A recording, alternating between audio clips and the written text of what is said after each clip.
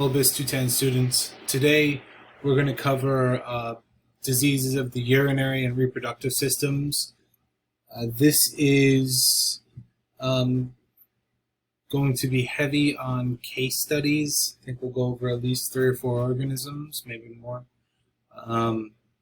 So focus on that. I've posted a new weekly goals sheet. Everyone should take a look at that because there's a bunch of important information on there. Our final, I believe, is Monday. I will send out more information in the coming days about that. So with that, we're going to get started on this chapter, chapter 20, urinary and reproductive system. All right, so let's begin. So the normal microbiota for the urinary and reproductive systems is pretty diverse. There are some bacteria and yeast or fungi that are more common than others, but there are some. There's a really wide range. Now, if you look at this list here, if you go by the organisms found in the vagina versus organisms found in male seminal fluid, you can see there's quite a few more genera in there for males. Now, this isn't always the case. It doesn't mean males have every single one of these in their organisms in their seminal fluid, but it's a wide variety. So in the vagina, the predominant organism is lactobacilli. And lactobacilli are really important because what they do is they produce lactic acid, which maintains a acidic environment in the vagina, which will inhibit microbial growth. So by producing lactic acid, it makes it more acidic in the environment, and other organisms can't stand that acidic environment. They won't survive. They can also produce hydrogen peroxide as well, which also will kill other organisms. Lactobacilli can stand it, and so can a couple others genera, but for the most part, that's one of the other factors that can help lactobacilli stay dominant, the dominant organism within the vagina. Now, women produce estrogen and progesterone hormones, and the estrogens promote the growth of the lactobacilli because what it does is it helps enhance their ability to break down glycogen. And when glycogen is broken down into glucose, it can then be metabolized by the lactobacilli, used as a source of energy, and then make more lactic acid and do fairly well, right, and thrive. So what's interesting is these hormones end up helping lactobacilli colonize and maintain their dominant population within the vagina. There are some other gram-negative organisms and gram-positive organisms. Streptococci, we know those are gram-positive. Can be found in the vagina as well. Same thing with in the seminal fluid, staphylococci as well in male seminal fluid. In women, a yeast-like fungus, Candida, specifically Candida albicans, is part of many, if not most, women's natural microbiota in the vagina. Now, because of lactobacilli being dominant, it keeps Candida in check. Okay, lactobacilli produces lactic acid. It keeps Candida levels low. But let's say a woman takes antibiotics for a UTI or antibiotics for a kidney infection, or they become pregnant or they reach menopause. What's going to happen is there's going to be lower numbers of lactobacilli for multiple reasons. If it's pregnancy and menopause, it's lower estrogen. If it's antibiotics, it's going to kill the lactobacilli. So what ends up happening is the lactobacilli concentration drops and the candida population increases. So women end up with, more commonly, yeast infections. This is very, very common among women who take antibiotics. Some women take antibiotics and automatically end up with a yeast infection. That's just, sometimes it goes hand in hand. Women who reach menopause, levels of estrogen and progesterone drop, which means lactobacilli gets less glycogen, which means less glucose, which means less lactobacilli. Candida can then outcompete and cause a yeast infection. So those organisms are really playing off of each other, and it's very important that lactobacilli be the dominant organism in order to prevent yeast infections. Now, in males, our seminal fluid is made by the seminal vesicle, which is close to the prostate, and these organisms here are just common to the seminal fluid. Now, it doesn't mean every male has every one of these organisms in their seminal fluid. Not true, but there are some of them. And the seminal fluid, the populations tend to be a little bit more stable unless you're taking specific antibiotics for, let's say, prostatitis, or your prostate's inflamed. So anyway, the normal microbiota is pretty vast among male and female reproductive and urinary systems. So some vocab that's really important. All of these, remember, itis means inflammation. So this is talking about inflammation of specific structures. So urethritis is inflammation of the urethra. Cystitis, inflammation of the bladder. Ureteritis, the ureters. Pyelonephritis, that's inflammation of the kidneys. And then renal failure, that's where your kidneys, renals are referring to your kidney, or both of your kidneys. They can't filter the waste from the blood or balance fluids, and then your kidneys fail, and that's potentially deadly. So when it comes to cystitis, being the inflammation of the bladder, symptoms typically include dysuria, which means painful urination. Dysuria, D-Y-S-U-R-I-A, dysuria, painful urination. An organism that typically will cause cystitis, possibly urethritis, is Staphylococcus saprophyticus. It's not the most common organism that causes a UTI, but it is pretty common. E. coli would be one of the most common to cause a UTI. But Staph saprophyticus is another one that can cause cystitis. Now, with Staph saprophyticus, we actually refer to it as honeymooners cystitis because it causes a UTI most commonly when people are having a lot of sex. End up having, if they don't urinate after sex, can lead to a urinary tract infection, specifically inflammation of the bladder, i.e. cystitis. When it comes to urinary tract infections, what we want to do is we want to understand that there's a given amount of bacteria per milliliter of urine. And we did this in lab. We calculated whether or not an organism or a person had a significant urinary tract infection, right? And usually that's more than 100 CFUs per mil, colony-forming units per milliliter, and that's usually considered significant. And you guys should have seen that in Lab 9. That plate was very significant for UTI, specifically with E. coli.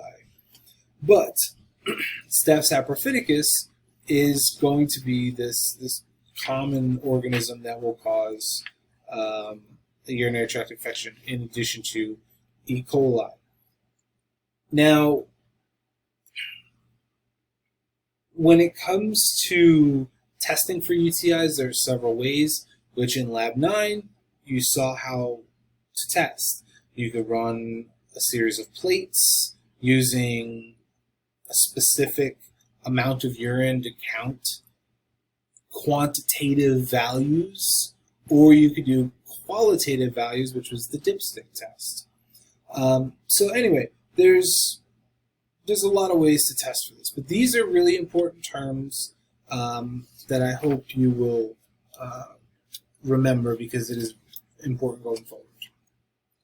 This is what the urinary system looks like, males and females. There's very little difference. The major difference is obviously males have a prostate, females don't, and then the length of the urethra. If you look at the length of the urethra in males versus the length of the urethra in females. Now, if you were to think about this for a second and look at these images, which sex would be more susceptible to a UTI? It would be females. Okay, because females have a shorter urethra than males do. In addition to that, E. coli, which is one of the most common causes of a UTI, can be found in fecal matter. So if women accidentally wipe the wrong direction, they're supposed to wipe front to back, right? This is to prevent fecal contamination in the urethra, which can lead to urinary tract infection. So this just shows that the difference here is the female urethra is short and straight. The male urethra is longer and curved, goes to the prostate and transports semen out of the penis through ejaculation. So there's a bit of a difference here among the two sexes. Women are much more susceptible to UTIs than males are. It's just physical traits that make it more possible for an organism to cause an infection. There was one other thing I did want to mention before I move on. We have what we call ascending versus descending urinary tract infections. If you have a descending urinary tract infection, it's coming from the kidneys and moving down the ureters to the bladder to the urethra. If you have an ascending urinary tract infection, it goes from the urethra to the bladder to the ureters to the kidneys. Okay? And one is more significant than the other. Ascending tend to be a bit more significant as they move from the urethra up to the kidneys. Now, pyelonephritis is inflammation of the kidneys. That is something that is very dangerous. If it's untreated, it can very seriously lead to bacteremia, and we need to, in terms of urinary tract infections, be careful to make sure that it is treated, because of the fact that if it goes to the kidneys, it becomes much more serious of an issue. Medications that people take for urinary tract infections wipe out, hopefully, everything that's either ascending or descending, which will reduce inflammation of the kidneys and the ureters and the bladder and the urethra.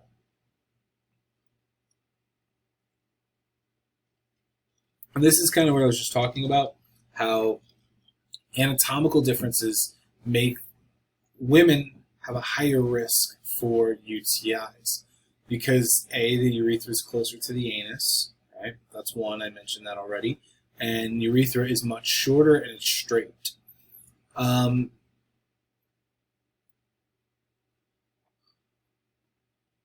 Prostatic hypertrophy and prostatitis can constrict the urethra. Basically, as the urethra passes through the prostate, that's where it's going to pick up some fluid to activate sperm cells.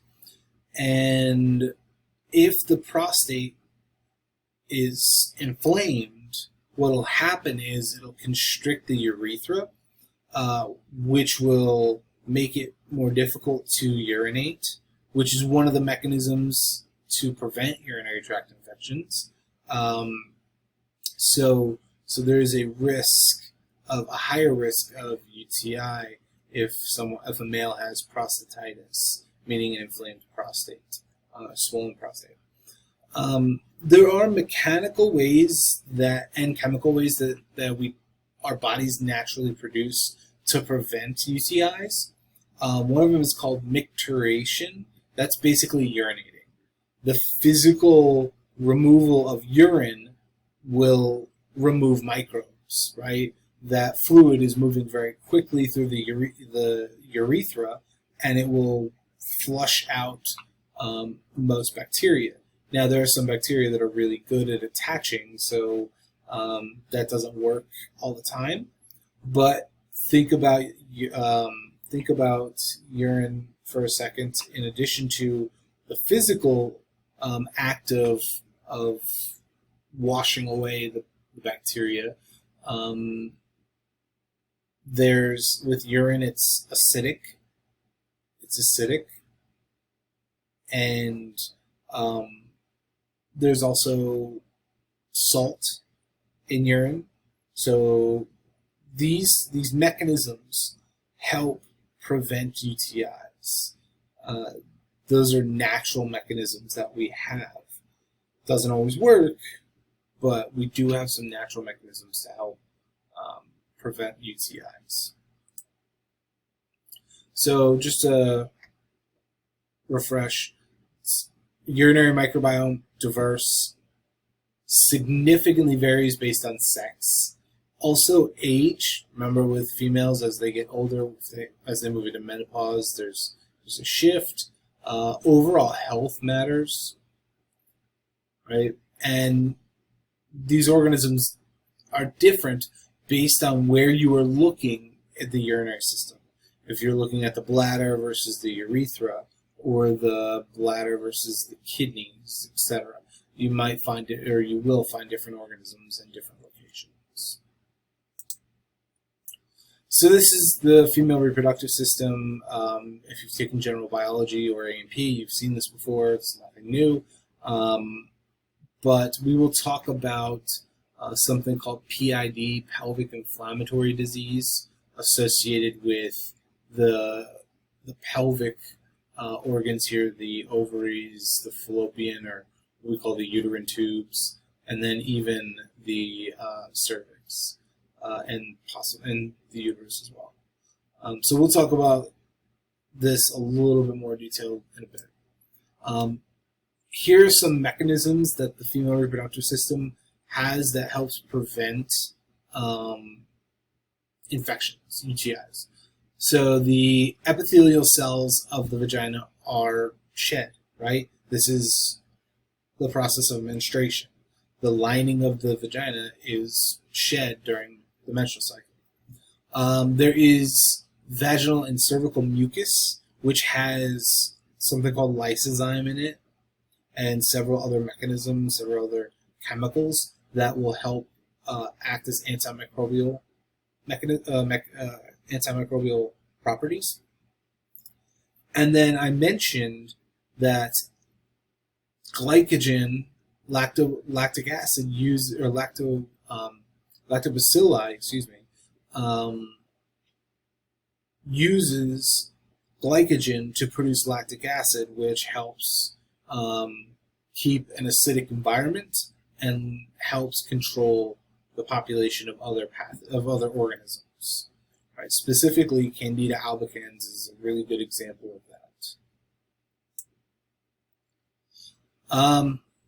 This is just talking about some traits, again, of the female reproductive system microbiome.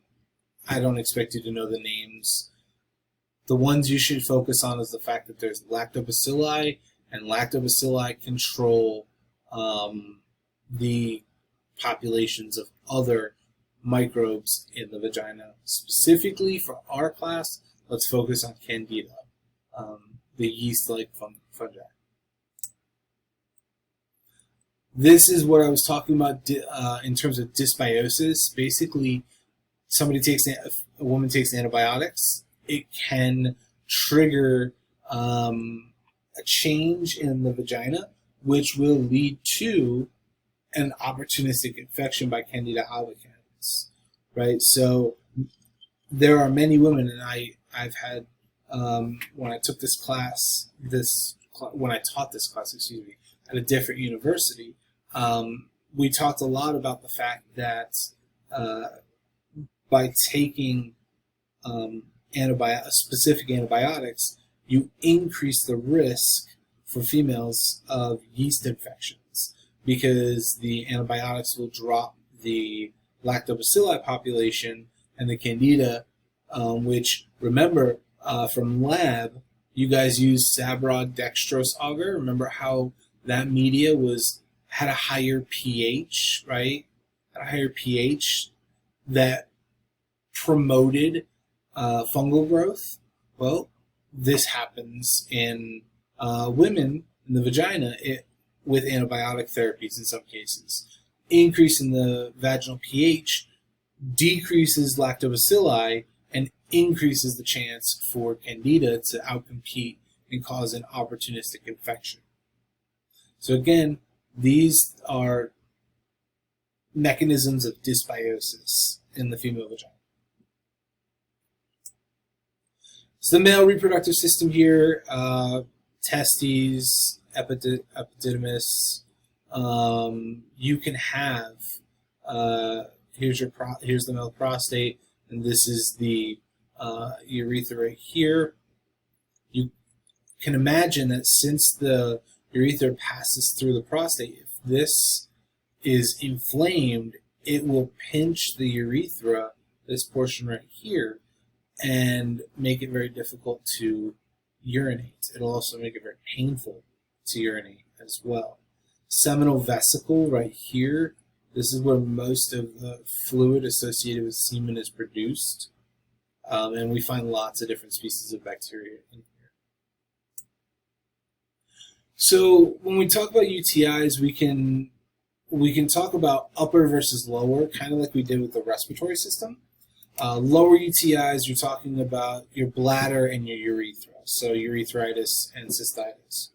If you are talking about upper, you can then talk about ureteritis, which those are the tubes that lead to the kidneys, which then, if you have inflamed kidneys, that's pyelonephritis, inflammation of one or both kidneys. All these terms are very important. Make sure you understand which ones are which.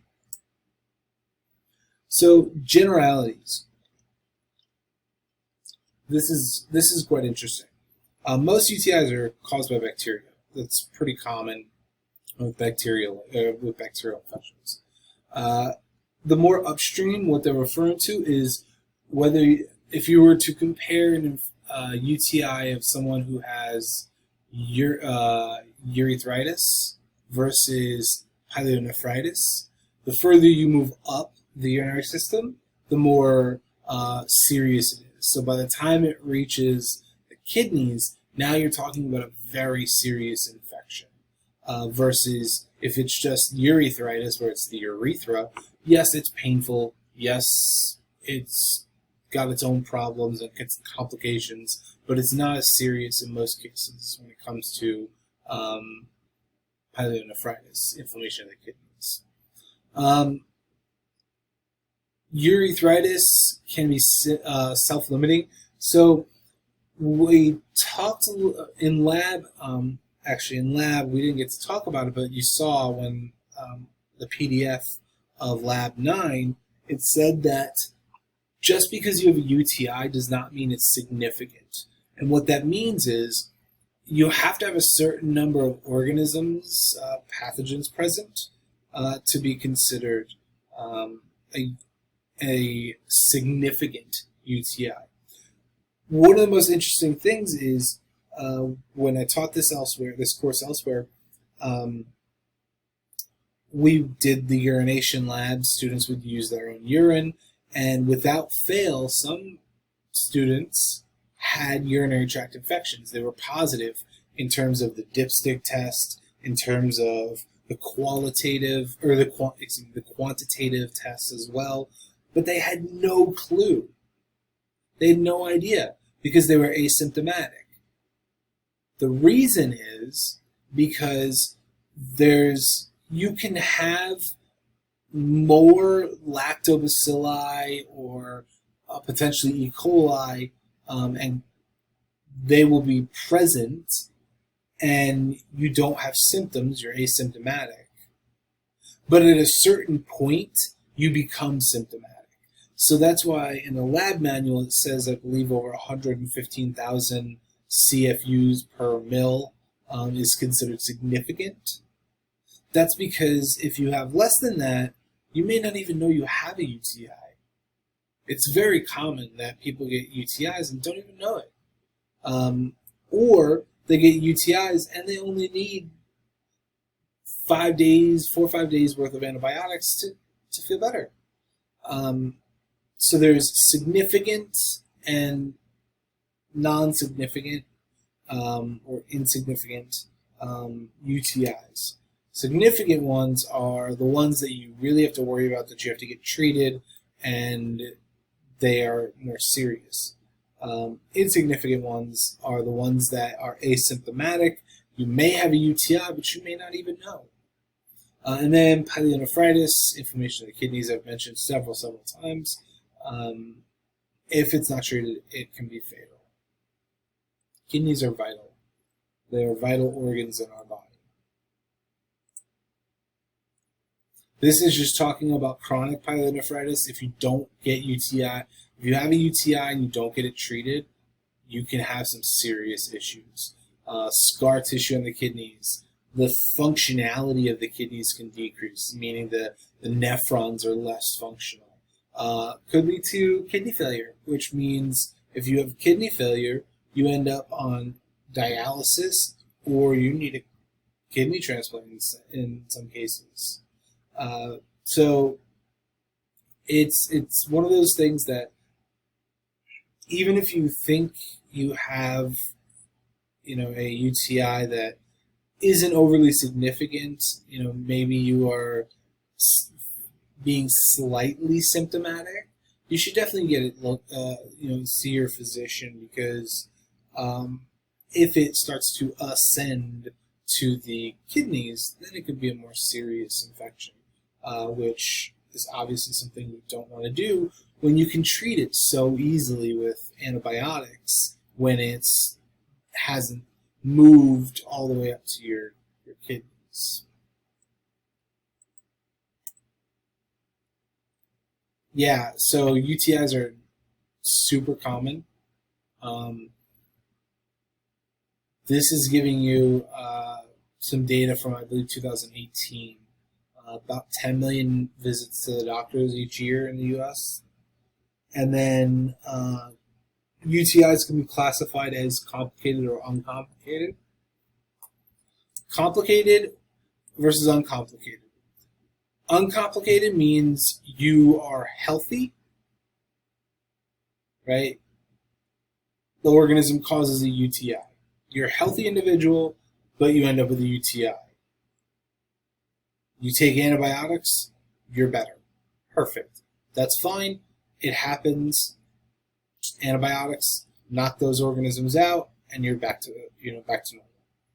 Complicated UTIs are typically commonly associated with catheterization, and people who have UTI malformation. So something's structurally wrong or physiologically wrong or anatomically wrong with the patient, as well as other underlying health conditions. Something, some diseases associated with the kidneys not functioning at 100% make complicated UTIs that much more significant.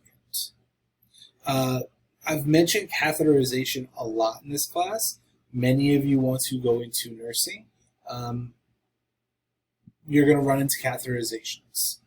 It's a long tube that goes up the urethra into the bladder, so the bladder can drain without the patient having to get up and go to the bathroom.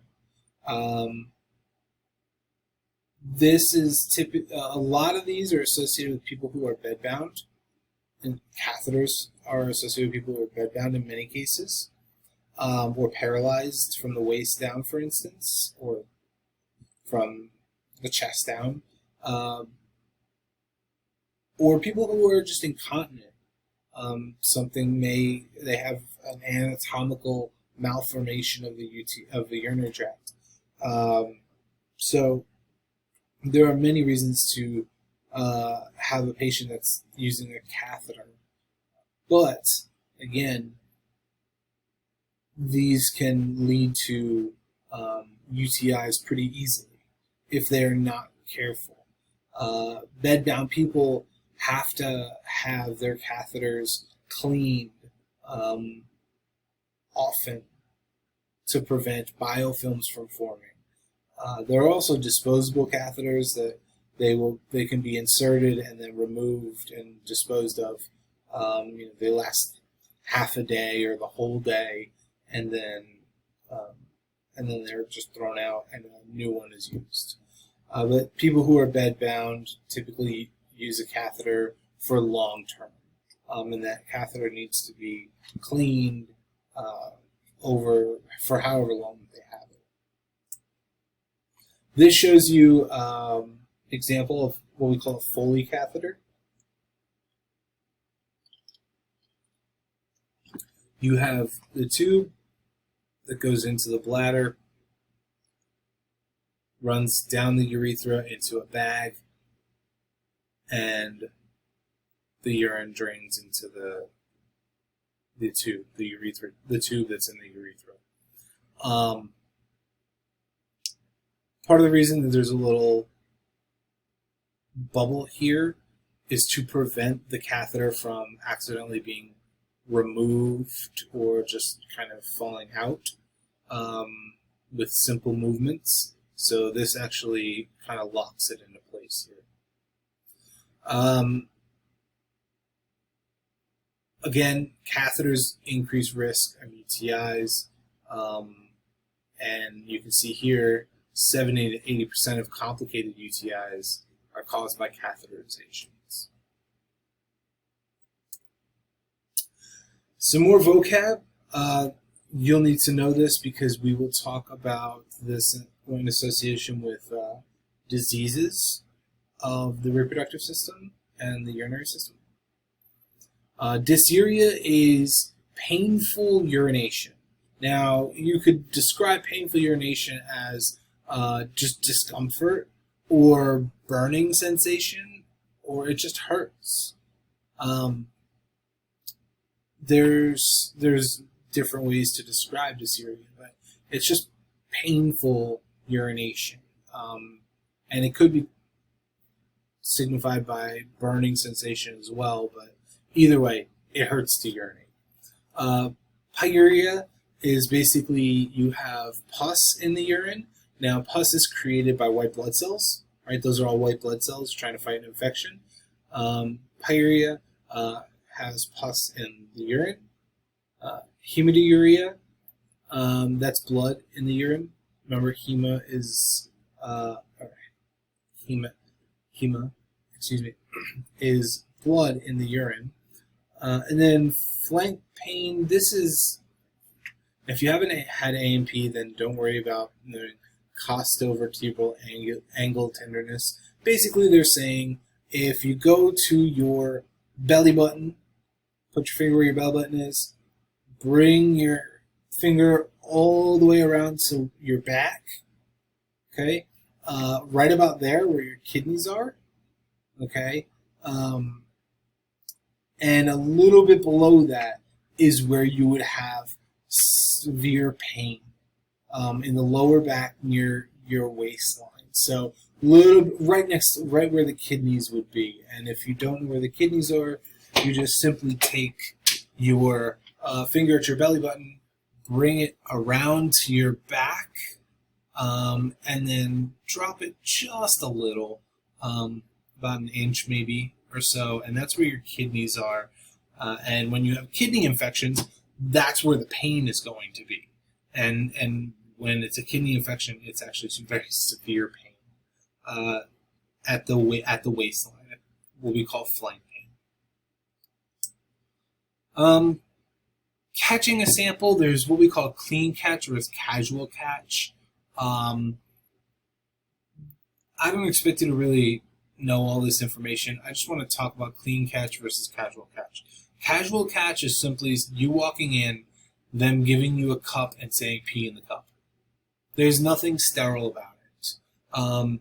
What they're looking for in that case is just, in many cases, they're not even looking for infections. Those are the times they're looking for a urine test for drugs, right?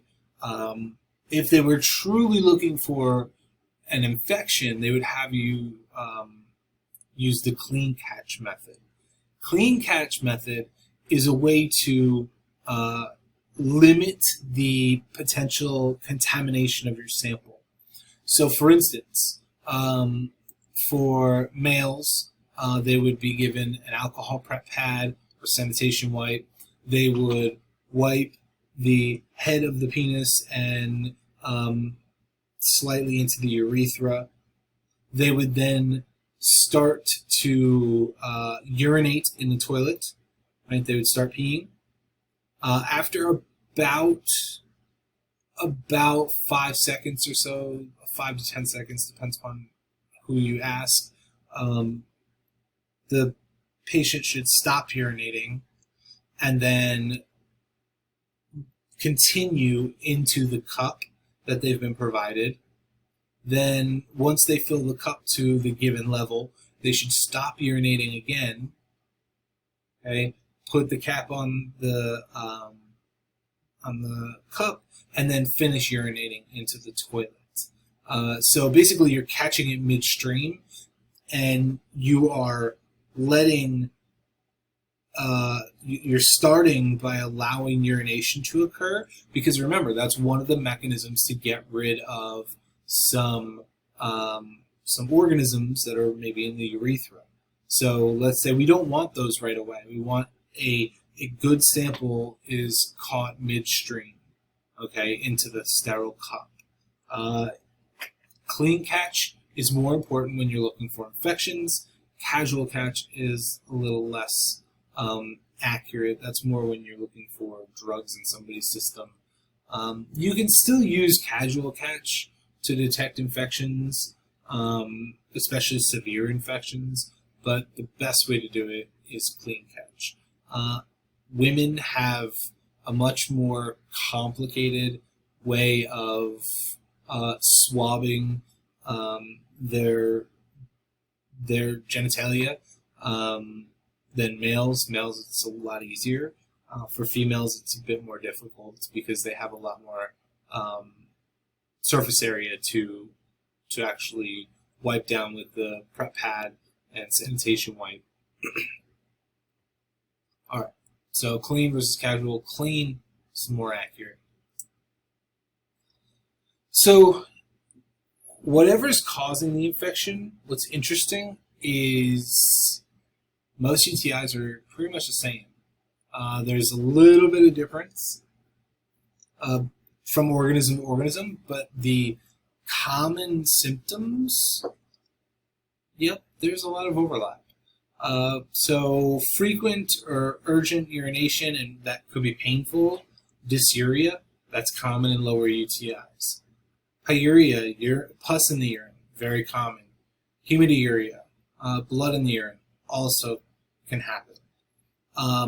Urine tends to look cloudy and smell pretty bad if there's an infection. Cloudy, there's another term that we use for that. It's called turbid. Turbid. Turbid simply means cloudy. So if somebody pees into a cup and it is cloudy, that typically is a sign of an infection. Depending upon what infection it is, the urine can smell.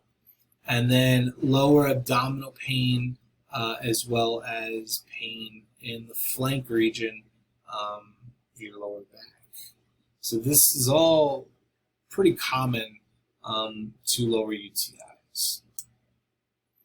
Upper UTIs are a bit more severe because now you're talking about an infection reaching the kidneys.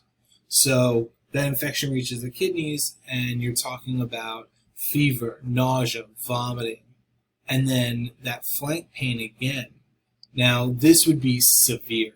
So UTIs can, lower UTIs can cause flank pain, but it's not debilitating. Whereas upper UTIs, there is severe flank pain that can be debilitating. Also, you would have fever, nausea, and vomiting. In addition to possibly, having dysuria as well. So upper UTIs, more severe symptoms. And we've kind of talked about that a little bit earlier, how as you go up, it becomes more severe. Dipstick test. You guys saw this in Lab 9. I ran the test and I posted a picture of, on Blackboard under Lab 9, I posted a photo of the dipstick and the controls that you need to look at, the sheet that had all the information about the changes that could happen to the little squares on the dipstick and what each test was. There's lots of tests. There are dipsticks that have 9 to 15 different little squares on them, and they all test for different things. This is a qualitative mechanism. Okay, remember, qualitative is a visual, quantitative is a numerical calculation. So this is a really easy way to test for an infection. And nowadays, what's interesting is most clinics have a machine that you put the dipstick into the machine, it looks at it, it reads it, and then it gives you values for every single square. And you can look at those values and determine whether they're within a normal range or above or below that normal range. Those machines are really useful, and they can tell, they're very sensitive, so they can tell when somebody has an infection, a UTI, even if they're overly asymptomatic. Very useful tool. One of the big ones, one of the squares on the dipstick test that's really important is what we call the leukocyte esterase test. Esterase, ACE, equals an enzyme. This is an enzyme that's released by white blood cells. So if you have lots of leukocyte esterase in your urine, that means there's lots of white blood cells in your urine or in your urinary system trying to fight an infection. The other one is nitrite levels. Bacteria take nitrate, they modify it into nitrite, and if you find high nitrite levels in UTI or in a dipstick test, that is a very clear indicator of a UTI. So both of these tests are really, really good indicators of a UTI. Okay, there's other ones that are on the dipstick test. Blood, for instance. There's bilirubin and urobilirubin. There's many other tests. These two are kind of the gold standard. If both of them are positive, then it's a very strong possibility that the person has a, in many cases, significant UTI. Okay. The next step after a dipstick test would be to culture. Now, culturing obviously is going to take some time.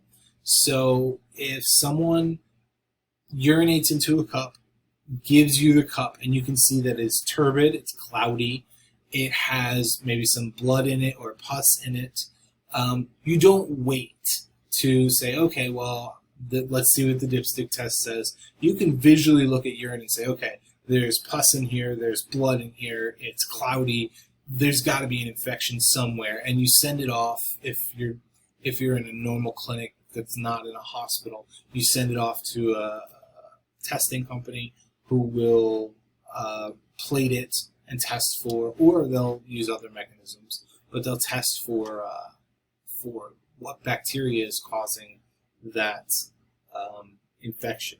There's a company called AEL that does this. I have a very close friend that owns one of the urgent care clinics here in town, and she uses AEL when there's a potential UTI infection, a significant UTI infection, sends it off, overnights it, they plate it, they culture it, they use microscopy, and they send her back a sheet that tells her what organisms are present at what levels, and it gives her a whole huge amount of information to help her make the best decision on how to treat that patient. So knowing the organisms, knowing the concentrations, whether they're high, low, or normal range, all that information is extremely useful. Fungi can also cause UTIs. Candida albicans is the most common one. They're opportunistic. You're really not going to have a yeast infection with uncomplicated UTIs, and you can see here about 1% of uncomplicated UTIs also is caused by Candida. So very, very low percentage. But that number can go up if it's a complicated UTI. We mentioned underlying medical conditions. Females are at a higher risk for yeast infections because of this. Candidiuria, so that's just saying there's yeast in the urine. And you can culture that. So I'm not going to go through Candida albicans and all of the information. I just want you to know that Candida is an opportunistic pathogen in the female vagina that can cause yeast infections. Also, it can cause UTIs, but it's mostly opportunistic. Okay? And it can be treated with an antifungal. So I want you to understand the balance of lactobacilli versus Candida in the vagina, right? And that Candida can cause UTIs or can also cause yeast infections. But I'm not going to go through every single bit of information about Candida. It's not that big of a deal. We have other organisms to focus on. STIs, sexually transmitted infections, bacterial, viral, parasitic, fungal, any of them can be considered an STI. Now, one thing that a lot of people don't really kind of take into account is that any STI that causes lesions or ulcers, or even has significant inflammation, puts that person at a very, very higher risk of transmission of bloodborne STIs and or HIV. So for instance, having HHV2, human herpes virus 2, which causes genital herpes. We talked about that in the nervous system, I believe. Having that, and let's say having an outbreak where there's a lesion on the genitals, and the patient has sex with someone who has HIV, for instance. The risk of transmission of HIV goes up because there's an open lesion or ulcer. So there's an extra portal of entry for that virus. And you can see the numbers here. You're looking at increasing 10 to 50% in women, 50 to 300% in men.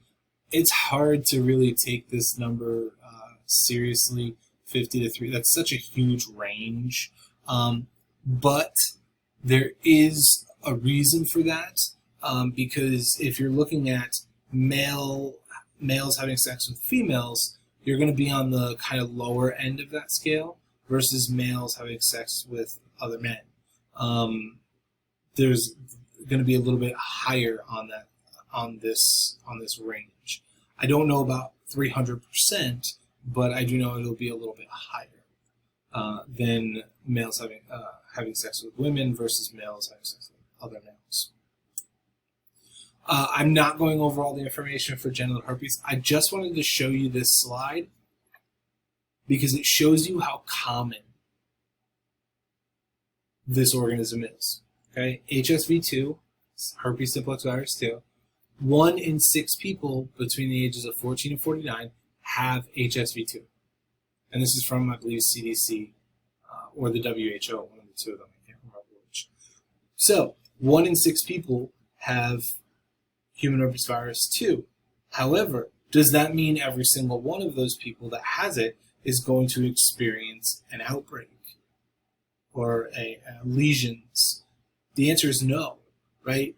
This organism can remain latent for the person's entire life. They may have it, but they may never, ever see an infection, an active infection with this organism.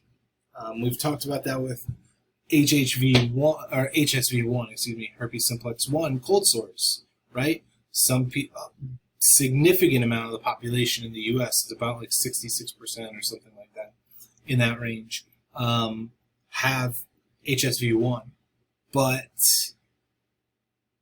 many of them never have a cold sore. It just goes latent and stays latent. And we don't know really the mechanisms why something goes latent and stays latent versus goes latent, becomes active, goes latent, becomes active. We have some ideas, but we don't have a definitive reason. Human papillomavirus, so HPV. I've mentioned this before, but I did not go through all of the important information with HPV, so we're going to do that now. This is the most common STI in the world. And there are many different types. There's over 200 versions of the papillomavirus. So the papillomavirus, there's over 200 versions. Who can get this? Anybody. It's a common STI.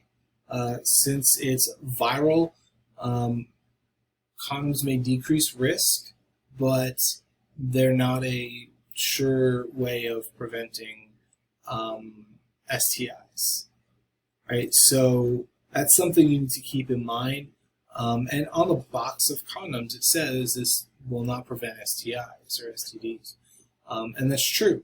It can decrease the risk slightly, but it does not. It's not made for protection against STIs. There are 2 versions, types 6 and 11, which cause genital warts.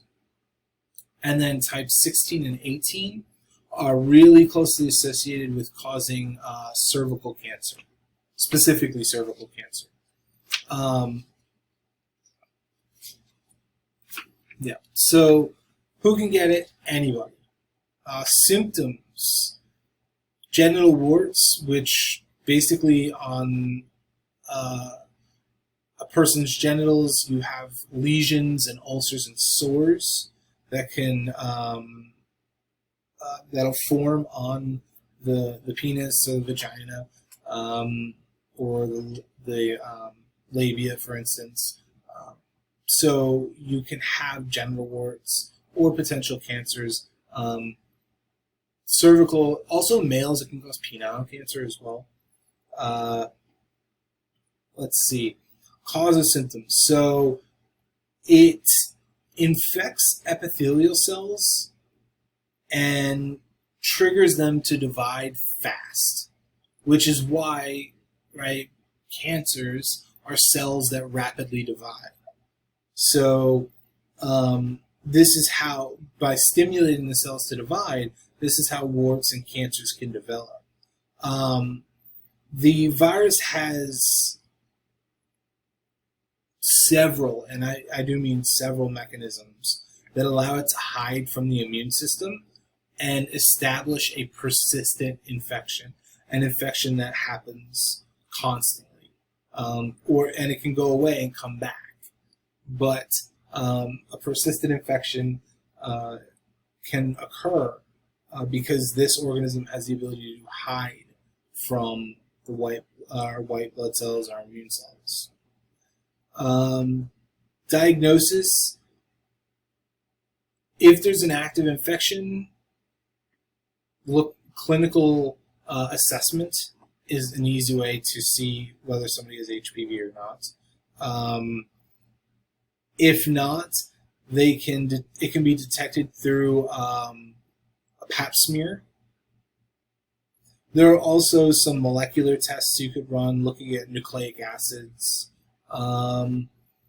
Now, again, there are lots of different versions of human papillomaviruses. Okay, and the 4 that are the most severe I've listed at the bottom here. Now, treatment, there's a vaccine now. We have a vaccine, Gardasil vaccine, that helps protect against versions 16 and 18, the ones that cause cancer. Helps protect against those. The warts themselves can be removed through several mechanisms. They can be ablated using heating or freezing, topical gels, creams, or even surgically removed. And something that's really interesting with this is if they're removed surgically, let's say through laser surgery, which is one mechanism to do that, it can create aerosolized viral particles. So basically, the doctor removes the wart, and the virus can go into the air. So when doctors remove these warts, what they do is they actually wear a mask and a face shield in a lot of cases to protect not only getting it in their nose and mouth, but also in their eyes. And it can be a really big problem if they don't protect themselves. So, anyway, treatment, there's lots of ways to treat this. One problem with treatment is just because you treat it doesn't mean it won't come back. So you may have surgery to get rid of all the warts, but 2 months later they all come back. Okay, this is a virus. It's forever, right? Viruses are forever. And the biggest problem here is you can be treated for this, but it doesn't mean you're not going to have another outbreak. You can reduce the risk by getting the vaccine for version 16 and 18, which cause cancer. But unfortunately, there's really little that we can do to prevent another outbreak from happening for a person. There are creams and gels and ointments that will shorten the length of some outbreaks, but they won't necessarily, they're not going to cure a patient. They may say, the patient uses it, they may feel better instead of a month, a week earlier, or something along those lines. Another way, there's kind of, in addition to these gels and creams, there's some other kind of like at-home treatments. Sitting in what we call a sitz bath.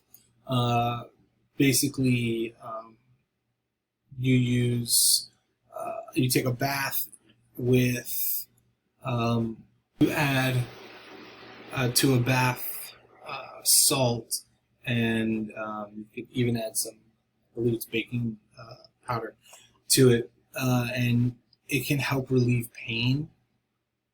It's called a sitz bath.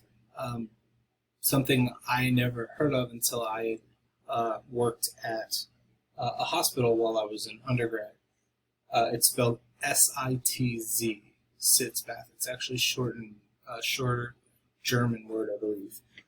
But anyway, point is there's ways to kind of alleviate some of the pain associated with this, and one of those is what we call a sitz bath. But again, may shorten the outbreak, but it doesn't cure an infection. And here, HPV causes, it shows, roughly 90% of cervical cancers.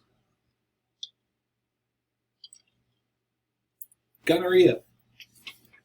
So gonorrhea is an interesting organism. The organism is Neisseria gonorrhea, which means it's bacterial. Excuse me. Who can be affected by this? Anybody that's sexually active. If you're sexually active, anyone can get this. Okay. Transmissions through sexual contact. There is another example of gonorrhea that transmission. This is what we call vertical transmission from mother to newborn baby through a vaginal delivery. And I will talk a little bit about that in a minute. So who can be affected? Anybody. Anybody that's sexually active, and children, infants that are being born, newborns, could potentially end up with what we call neonatal gonorrhea. We'll talk about that in a second. Symptoms. Men are typically asymptomatic for the most case, but if they are symptomatic, it's usually after about up to a week of incubation. Then for males, you would see that the male may have prostatitis or pyuria, pus from the penis or in urine. So there's a discharge, a white discharge from the tip of the penis. Females are more symptomatic than males. Both of them, males and females, could suffer from dysuria as well. Females could have a vaginal discharge, abdominal pain, abnormal menstruation. Let's see. There could also be severe complications if it's untreated for women, something called PID, pelvic inflammatory disease. And we'll talk more about that in a few slides, or next slide, I believe. So females tend to be more symptomatic than males, but males can be symptomatic. They're just it's less common to be symptomatic in males. Cause of symptoms. There's gonorrhea has the ability to attach to epithelial tissues. So it has a pili, a little bridge that attaches to epithelial tissues. Then they have cilia that allow them to invade the spaces between epithelial cells. So not only do they attach, but they also invade the space between the cells, which triggers inflammation. And then white blood cells show up trying to get to the pathogen. And it's very hard because the pathogen's hiding between these epithelial cells. So it's very, very hard to get to the pathogen. The bacteria also has capsules to help it avoid the immune system. So it's encapsulated. So there are quite a few factors that cause these symptoms. Diagnosis. You can take a swab of the urethra. If males or females are symptomatic, you can take a swab of the discharge. There's also, you can culture it. From the swab, you can culture it. You can also use ELISA testing or agglutination tests. We talked about those in the past chapters. So swabbing the discharge is one way, which means you could gram stain it, which means you could also plate it. All these mechanisms can help you kind of lead to the organism, figuring out which one it is. Gonorrhea, one other thing about gonorrhea is, yes, it's encapsulated, it's also a diplococci, meaning it's two spherical cells that are attached to each other within the capsule. So it's a diplococcus. So treatment. Treatment's pretty straightforward. You would use a couple antibiotics to treat a patient. The problem is we're starting to see significant increase in resistance. So we are starting to see across the globe significant resistance to antibiotics by gonorrhea. There's actually a case, I can't remember if it's here or the UK, where there's a patient that has a strain of gonorrhea that is completely antibiotic resistant to all known antibiotics. Now, it doesn't mean, from my understanding of reading the paper, it doesn't mean that all combinations have been tested, but each individual antibiotic has been resistant to it. And we have 2 or 3 antibiotics that we don't use very often. They're our last line of, okay, nothing else has worked, we need to use these now. And they're very, very, very harsh on the body, on our bodies, which is why we don't use them often. But even nowadays, we're starting to see resistance to, complete resistance to those last resort antibiotics by gonorrhea. So that's a rough situation. Women who are pregnant and have gonorrhea run the risk of transmission through vertical transmission to a newborn. So what we call neonatal gonorrhea, which is specifically the eyes. So as they're born of vaginal birth, they come out and the eyes are at risk for an infection with gonorrhea if the mother has an infection. So when you have a newborn, they're actually given an ointment in their eyes at birth to protect them from having what we call a neonatal ophthalmium, which is basically gonorrhea to the eyes, which could lead to blindness. So it's a severe consequence of having an infection, and not, if you have a vaginal birth, there needs to be treatment given right away as a preventative measure. and gram-negative is intracellular diplococcus. Now, we still use antibiotics, but again, we are starting to see some resistance. Complications, PID, what we call pelvic inflammatory disease in women. This is showing you cases of gonorrhea in the U.S. Cases are on the rise.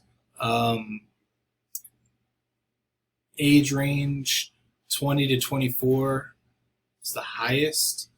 25 to 29 next. So basically college age, seniors, junior, senior age of college students have the highest range, or highest percentage, excuse me. So, this is what gonorrhea can look like on the male penis. You can see here there is a discharge from the urethra, as well as sores. Okay, these sores around the penis, on the head of the penis. But this discharge right here, it's all pus created by white blood cells that you can swab and test for gonorrhea. Now, when you see a white discharge like this from males, one of the first things that should pop into the clinician's head is gonorrhea, because this is really, it's not unique to just gonorrhea, but it's common to having an infection with gonorrhea, having a white discharge. That's males and females. So PID, pelvic inflammatory disease. Chlamydia can cause PID. We didn't talk about chlamydia. That's fine. We're not going to worry about chlamydia. We're going to focus on gonorrhea, though. Basically, PID, pelvic inflammatory disease, is inflammation of the pelvic organs. So you're talking about the ovaries, the fallopian tubes, or the uterine tubes, whatever you want to call it, the uterus. All of these can be inflamed. I have an image right here. You can see it's called salpingitis. Salpingitis is inflammation of the fallopian tubes. Okay. Or ophiritis right here, which is inflammation of the ovaries. Right? And even over here, endometriitis, this is the endometrium here, the lining of the uterus is inflamed. So the right side over here, this is healthy. This is what it should look like. On the left here, this is pelvic inflammatory disease. And pelvic inflammatory disease is pretty serious. Because let's say it ruptures. Let's say the fallopian tube ruptures because of all the inflammation. It can cause internal bleeding, can cause transmission of that microbe, can move, travel throughout the body, right? Jump into the circulatory system and travel elsewhere. Basically, this is a very severe inflammatory response. So this is why it's important to take STIs, especially in women, very seriously, because it can lead to PID, which is a very severe inflammatory response. One of the really, besides rupturing, one of the other complications with PID is an ectopic pregnancy. Basically, the pregnancy occurs in the fallopian tube, or it can occur in the fallopian tube. The egg gets stuck. So basically, the basic definition of an ectopic pregnancy is it occurs outside the uterus. So now you're talking about within the fallopian tube, or even possibly the ovary. And that is something that's very serious, because if the if it starts to develop, right, that zygote starts to develop, it can expand and rupture these structures, and that can be deadly to women in some cases. It's pretty rare. It's not something that happens very often, but it can if UTIs potentially, but more specifically STIs, go unchecked. All right. So inflamed fallopian tubes, salpingitis, inflamed ovary, oophorytis, inflamed uterine lining, endometriosis. All of those itis, right, tells you that's inflammation, and then the first part prefix tells you where. So here, complications, chronic pelvic pain. That makes a lot of sense. If you have inflamed organs in the pelvic region, you're going to have pelvic pain. Ectopic pregnancy, that pregnancy that happens outside the uterus. So in the ovary, in the fallopian tube somewhere. Miscarriages and infertility. So some people can end up with PID, and it's not as obvious as other cases, which means they don't know potentially that they have PID. Remember, not every infection is obvious, right? Asymptomatic infections occur. So people who have PID that are asymptomatic may not realize they have PID, which could lead to miscarriages and infertility issues.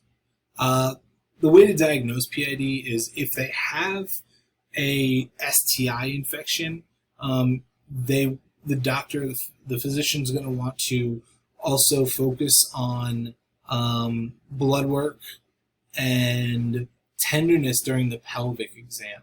Because if you have severe pain in your pelvis, that is a really clear indicator in many cases of PID. The next step after feeling tenderness and getting some blood work done would be an ultrasound or an MRI, or if they had to go in, they would do it laparoscopically. This is all possible to diagnose PID. And then to treat it, since it's caused by a bacteria in most cases, antibiotic therapy, right? We said chlamydia and gonorrhea are the two that are the most common causes. And we are only focusing on gonorrhea in this case, which is bacteria. So antibiotic treatment. Next, syphilis. So syphilis is pretty interesting. There's a lot of things about syphilis that make it really interesting to me. I will warn you, some of the photos are a little rough when it comes to seeing them for the first time. Just a heads up. So anyway, syphilis is caused by the bacteria Treponema pallidum. Treponema pallidum is a gram-negative spirochete, meaning it's a spiral-shaped bacteria. Spiral-shaped bacteria is gram-negative. Now, who can be infected by syphilis? Anybody that's sexually active. Now, according to the CDC, about 80% of the cases in the U.S. are among men who have sex with men. Roughly 80% of the cases in the U.S. Incubation period is quite long. So anybody can get this. There is a higher risk for certain groups. So men in homosexual relationships, men who have sex with other men, have a higher risk than men who have sex with women. There's several reasons for this, but we're not going to worry about that. I want to focus on some other important information. Symptoms. So symptoms, there's going to be 4 stages of syphilis. And as I mentioned, incubation period is up to 90 days. The average is usually around 3 or 4 weeks, 21 to 28 days, but it could take up to 90 days after exposure. So, symptoms of this in the primary stage, which usually 3 weeks after infection, is what we call a canker. You're going to have in the primary stage muscle aches, swollen lymph nodes, fever, and cankers, which are open sores on the genitals. Okay, you're going to have open sores on the genitals in the primary stage. So stage 1.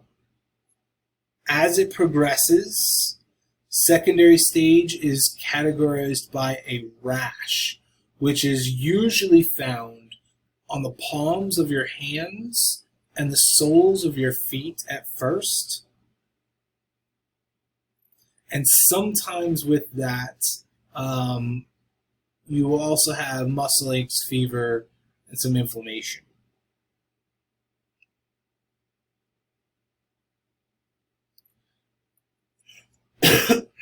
So, secondary is a rash, and it's kind of a subtle rash on the hands and the feet.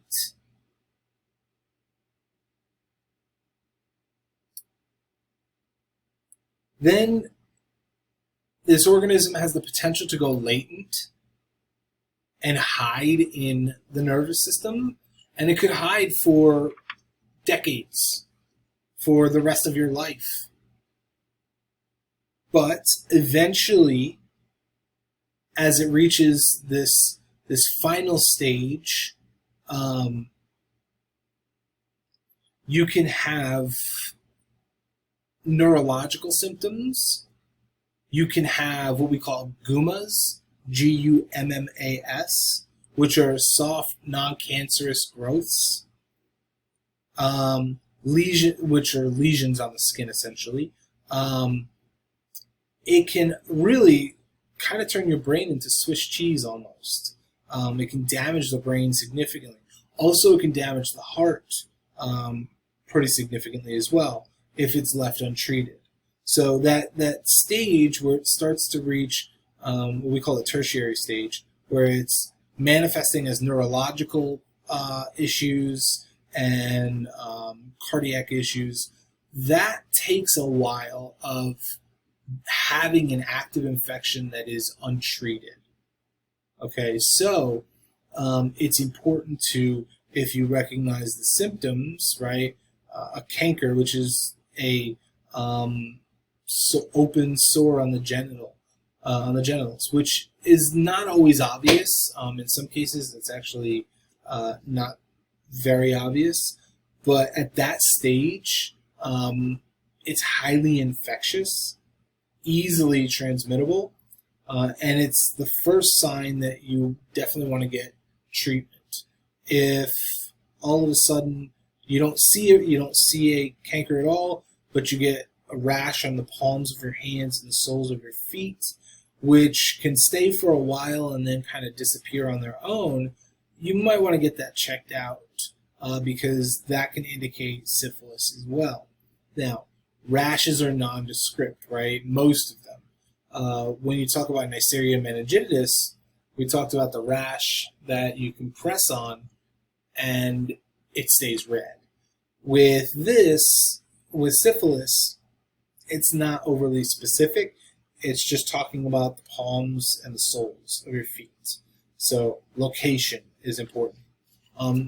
You can also find it on the trunk of the body, but palms, it'll start usually on the palms and the soles of your feet. Cause of the symptoms, it has outer membrane proteins that will trigger the immune system, and it can enter the central nervous system. Even though it's gram-negative, it does not make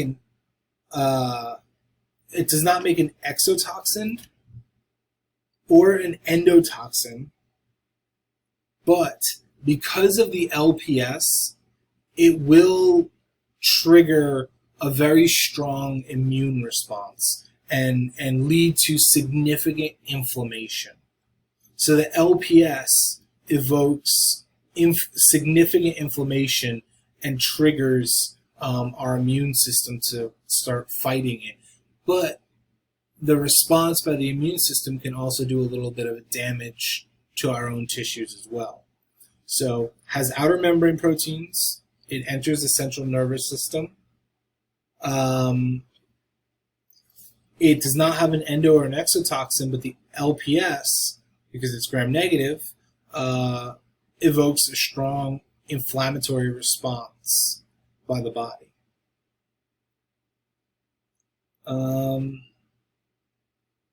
So really, the immune system does a lot of damage because this organism can hide inside of our cells. It could be intracellular. So what will happen is intracellular pathogens like syphilis, the immune system says, well, this cell, this host cell is infected. To get to the pathogen, we have to kill the host cell to get to the pathogen to kill the pathogen. So your immune system does damage to your own cells. It's one of the big things that syphilis can trigger. Diagnosis, you would use serological techniques like antibody, what we call antibody titers, blood tests, plating, and then you can use a special type of microscopy. It's called a dark field microscope. Basically, when you guys looked at bacteria under a microscope, you had the light turned up very, very bright. Dark field microscopy, it changes the way the light goes through the iris and the way you see it. It makes it more indirect, and you have to use dark field microscopy for spirochetes, specifically syphilis, Borrelia burgdorferi, which causes Lyme disease, and several other spirochetes. Dark field microscopy is best for looking at spirochetes, spiral-shaped bacteria like syphilis. Treatment. There's antibiotics. You can treat with antibiotics. One of the problems, though, is even if you clear the infection, if it's gone on long enough, the damage it does to the neurological damage it's done and the cardiac damage is irreversible. So yes, you can clear the infection. Usually we give what we call bicillin, which is a type of penicillin. But the damage, if there's damage to, if you have neurological damage or cardiac damage, that's pretty much irreversible at that point. You could also use azithromycin or doxycycline. There's several antibiotics, but it's still pretty susceptible to modified versions of penicillin. And you can see here the at-risk groups, common but curable, right? Syphilis is common, but it's also curable. And you can see 54% are cases are men who have sex with men only. And then you can see the percentage breakdowns of the rest, but this is by far the largest percentage, the largest at-risk group, which is men who have sex with men only. So here is a canker right here after the initial infection. Everything that I've ever read about syphilis, these canker wounds are actually painless. They're actually painless, which is why one of the reasons they can go unnoticed. is the fact that they're painless, and they don't always have to present as this large sore. It could be small. It could be small enough to where it goes unnoticed. Then on the left here, this is the rash I was talking about. This is on the palms of the hands. Okay, that rash is hopefully something you would notice. You'd also find this in the palms of the soles of your feet as well. There is a specific reason why it's the palms and soles of the feet, but we're not going to worry about that too much right now. We don't need to focus on that. And then the tertiary stage, I mentioned you could have neurological damage, cardiac damage, but you can also have gumas, which are basically damage to soft tissue. So they're soft, non-cancerous growths. And you can see this right here. This is on the nose of a patient with tertiary syphilis. Okay, so primary canker, secondary disseminated rash on the hands and the soles of the feet, and then tertiary are gumas that can be found pretty much anywhere on the skin. I've seen images of it on the leg, on a leg or an arm, on a nose. So soft tissues on the skin and even bones as well. So that was the last organism for this chapter. I want to make sure that everyone with syphilis, this is a really important organism, and I would definitely ask you questions about it. If you're unsure of anything that goes with syphilis, please ask me, email me or come see me during office hours via Zoom to help me or to make sure that I clarify any confusion or any questions you have about any of these organisms. Because remember, the final exam is going to be made up of a good chunk of case studies, 15 case studies, 18 case studies, in that range. And it's important that you know the difference between these organisms. Okay, so with that, this chapter is over. I'm probably going to post chapter 6 as well, which is viruses, but I'm only going to post the PowerPoint, and I will only ask you any questions on 6 that come directly from the PowerPoint. I think knowing a little bit about viruses is a good idea. Mostly, what I want you to know from the virus chapter is the lysogenic versus the lytic pathways. And that will be on the PowerPoint. I will post that as soon as possible. All right, make sure if you have questions, get in touch with me. Ask your SI leader, whatever that may be, feel free to reach out. Hope you all are staying safe. We're starting to get towards the end, so make sure you're finishing participation assignments 1 and 2, and then the third one will be posted this week. Homework assignments 2 and 3, and the fourth one will be posted this week. And then we have a quiz on Friday, our quiz number 5 on Friday, and then our exam is on Monday. I will be having a review session on Sunday from 6 p.m. to 7 p.m. I will have a Zoom meeting open. I'll send that link out on Sunday, and I'll just sit there and I will wait for people to ask me questions. Please do not come without questions. Don't show up and ask me to explain an entire chapter. If you want to come, even if you don't have questions, and just kind of sit back and see what other people ask, that's totally fine. I actually recommend that. Even if you don't have questions, show up. But please come, when you do show up, please have specific questions. All right, be safe. I will talk to all of you soon. Have a good day.